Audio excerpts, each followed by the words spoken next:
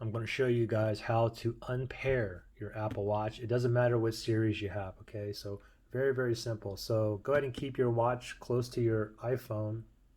Then first thing is you want to go ahead and open up your Apple Watch app. So go ahead and open it up. Here's mine right here. Tap on that. Now just make sure down here my watch is clicked, and now on the top left hand side it says all watches. Let's tap on that. And now right here you see that little eye. Let's go ahead and tap on that.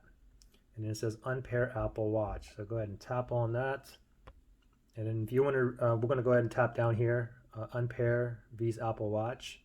So unpair it. If you want to use the watch again, then you're just going to have to go ahead and repair it. Have to input my Apple ID password now. I just entered my password. Now tap on Unpair, top right hand side.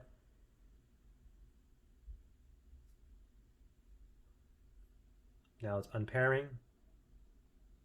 This may take a little while. Now I get a progress bar here on the watch, as you can see, and here as well. Apple logo pops on now. And there we go, we're done. It's unpaired. If you want to go ahead and repair it, you can tap on here as well. Okay, so pretty simple. And then after a few moments, your watch will be doing this.